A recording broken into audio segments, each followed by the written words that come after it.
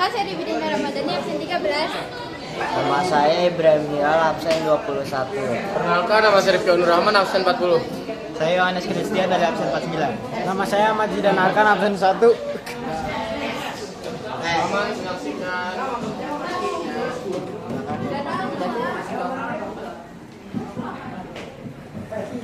Jadi di sini ada contoh limbah di sekitar rumah. Mungkin kalian udah pernah lihat ya, pasti banyak limbah yang ada di sekitar rumah maupun di rumah. Contohnya kayak plastik, kaleng, styrofoam, terus limbah organik, lalu ada minyak bekas. Prinsip 5R, reuse adalah prinsip menggunakan kembali barang yang masih layak pakai lebih dari sekali, baik untuk fungsi yang sama maupun yang berbeda. Contohnya seperti botol kaca menjadi pot bunga. Yang kedua ada recycle. Recycle adalah daur ulang. Daur ulang adalah proses pengolahan sampah atau bahan bekas menjadi bahan baku baru yang bermanfaat, bertujuan mengurangi limbah, menghemat energi dan melindungi lingkungan. Contohnya botol plastik menjadi tempat pensil. Yang ketiga ada reduce adalah perilaku mengurangi penggunaan barang atau material yang dapat berpotensi menjadi sampah. Contohnya mengganti kantong plastik dengan kantong belanja lainnya. Yang keempat ada recycle. Dalam pengolahan limbah ada tindakan mengganti bahan sekali pakai atau tindak ramah lingkungan dengan alternatif yang lebih tahan lama dengan digunakan kembali dan ramah lingkungan. Contohnya mengganti tisu dengan sapu tangan. Yang kelima ada repair. Perbaikan adalah metode pengolahan sampah dengan cara memperbaiki barang yang rusak agar bisa digunakan kembali, mencegah barang tersebut menjadi sampah. Contohnya memperbaiki baju yang rusak dan memperbaiki alat elektronik agar tidak langsung dibuang.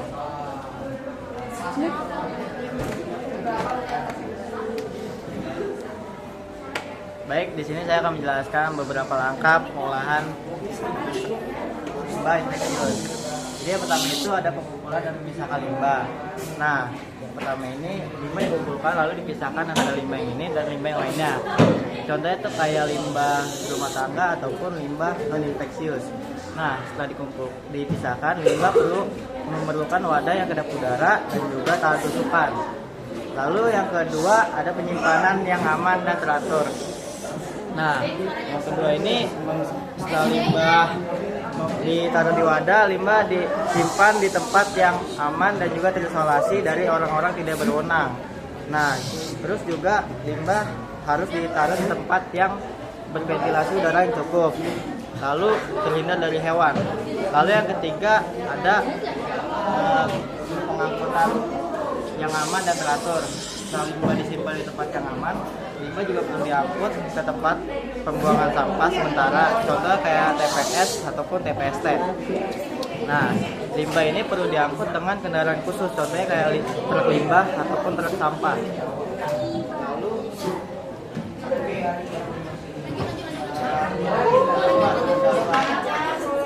Lalu terdapat yang keempat ada pengolahannya. Pengolahannya tersendiri itu dibagi menjadi 3 sesuai dengan limbah masing-masing. Kayak contohnya yang pertama pembakaran. Pembakaran itu untuk limbah padat yang derajat pembakarannya itu sekitar 800 sampai 1200 derajat Celcius. Lalu yang kedua ada autoklav maupun penguapan. Nah, ini tuh contohnya limbahnya kayak sarung tangan maupun kaca bekas.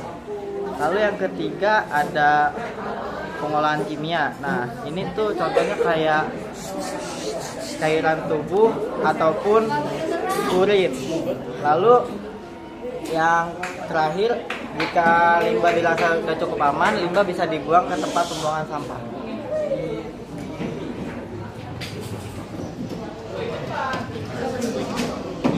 Lalu di sini saya akan membahas tentang pengolahan limbah kimia. Yang pertama itu ada metode perawatan kimia. Metode perawatan kimia itu dengan cara proses kimia mengubah limbah berbahaya menjadi kurang berbahaya dengan cara diekstraksi dengan larutan. Mereka juga mencangkup pertukaran ion antara dua zat.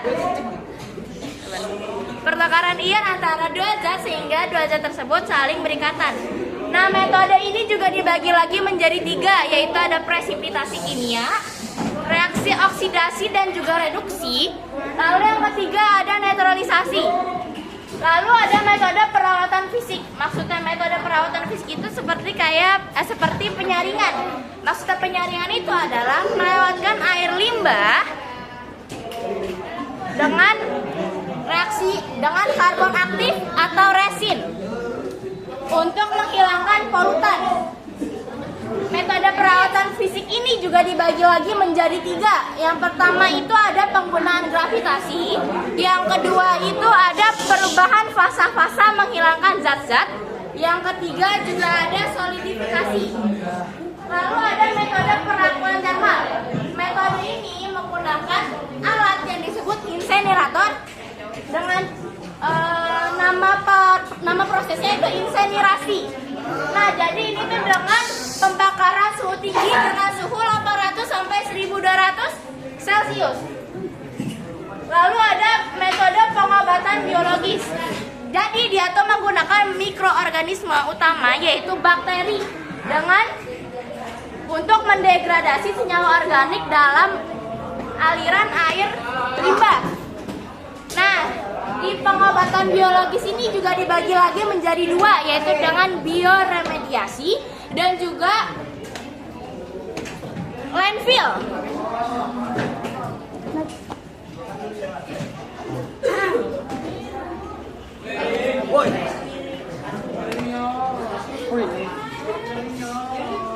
Nah, di sini ada pengolahan limbah benda tajam di rumah sakit. Pertama, identifikasi jenis limbah. Limbah medis dibagi menjadi padat, gas, dan cair. Kategori limbah medis terdiri dari benda tajam, limbah infeksius, limbah patologi, dan limbah sintoksis dan lain-lain. Cara pemisahannya itu untuk memisahkan limbah sesuai jenisnya. Tempatkan limbah benda tajam di safety box. Contoh limbah benda tajam itu ada jarum, spuit, dan ujung infus.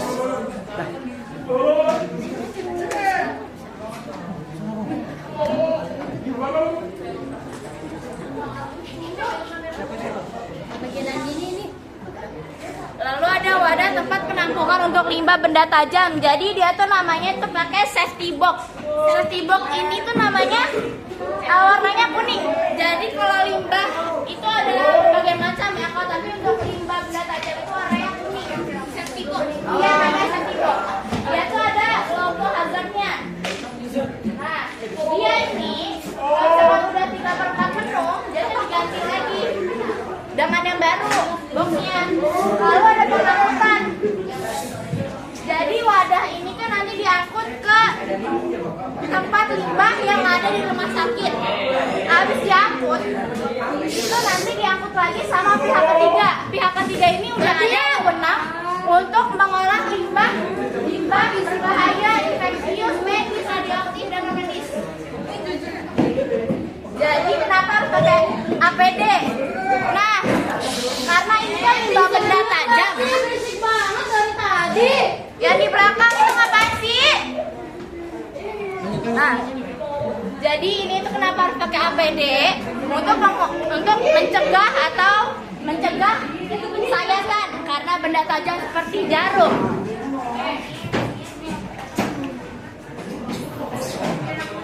Oke, selanjutnya itu ada tempat penampungan limbah sementara. Oke, sebelum limbah dimusnahkan, limbah itu disimpan di tempat penampungan limbah sementara. Habis itu sebelum disimpan, limbah itu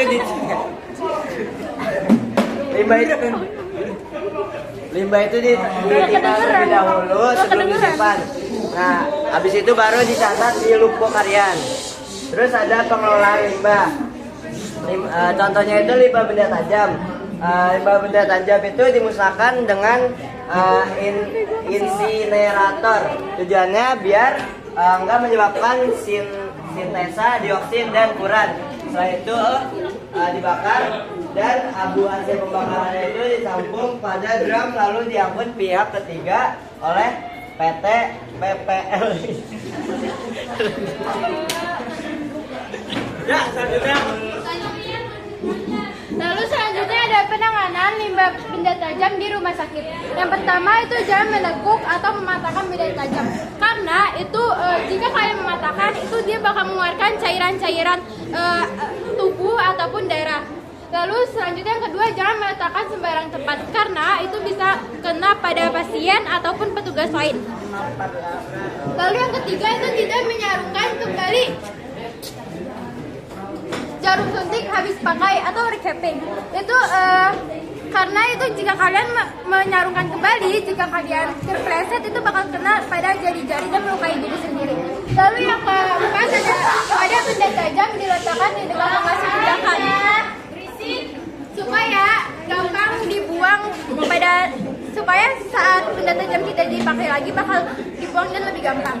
Lalu yang terakhir ada bila menangani limbah pecahan kaca gunakan sarung tangan rumah tangga. Karena jika menggunakan sarung tangan medis itu lebih tipis dan juga gampang dirobek.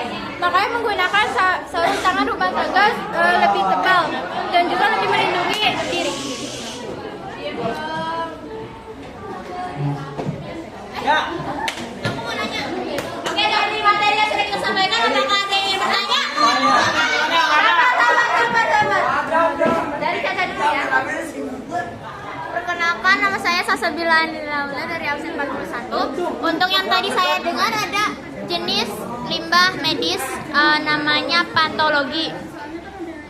Apa tadi namanya? Ada di bagian arkan itu loh tadi. Oh iya. Tadi dulu ya. Namanya pantologi atau apa ya?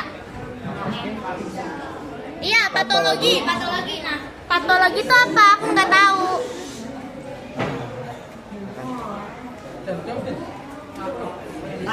Oke. Jadi misalkan di sini tuh limbah infeksius tuh yang emang bisa menularkan infeksi-infeksi. Kalau misalkan limbah patologis ini, dia tuh kayak cairan tubuh, misalkan kayak urin, darah. Nah, kalau misalkan yang limbah sintoksis ini, limbah yang emang udah kecampur sama obat-obat. Ya. Ada yang ingin bertanya lagi? Sudah cukup? Paham. Ayo, jawaban. Kita paham pertanyaannya. Pertanyaan pertama. Enak. Pertanyaan pertama,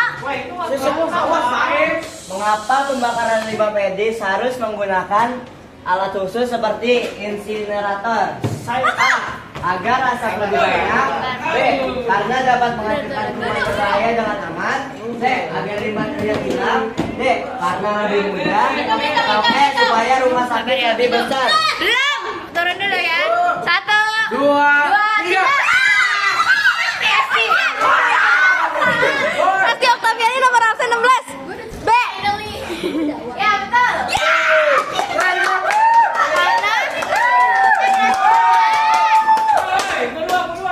Oke. Karena ini limbah Nomor 2. ini kan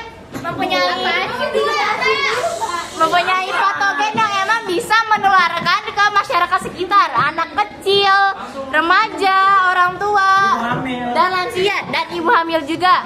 Kita langsung lanjut ke pertanyaan kedua. Nomor 2. Limbah infeksius di rumah sakit harus dibuang ke tempat khusus karena A. Karena mudah didaur ulang. B. Dapat menularkan penyakit. C. Memiliki harga mahal. D. Bisa digunakan kembali. E. Berbahaya.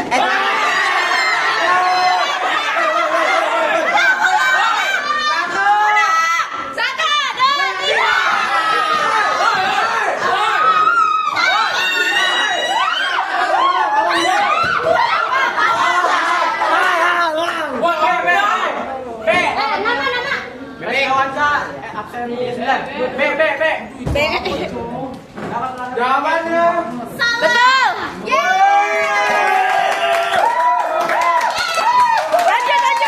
Jadi limbah infeksius ini kan emang biasanya dipakai sama orang-orang yang dirawat tadi atau diisolasi. Berarti kan kalau misalkan diisolasi kan berarti kan penyakitnya udah mulai parah ya. Jadi bisa menularkan ke orang-orang lain juga. Sekarang untuk pertanyaan nomor 3. Suhu untuk melakukan pembakaran dari suhu burner 1 dan suhu burner 2 adalah 1, 2, 3. Saya Vira Kalisa Salsabila dari nomor absen 19. Jawabannya B. 800 derajat Celcius dan 1200 derajat Celcius. Benar.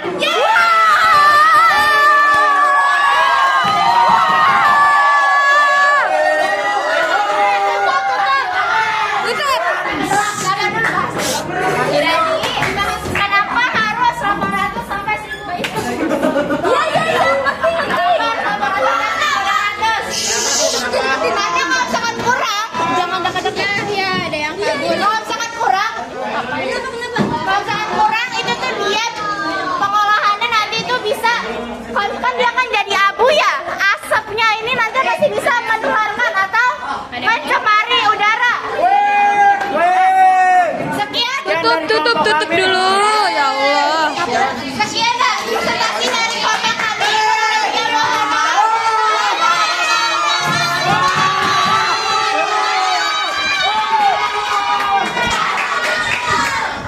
Ya,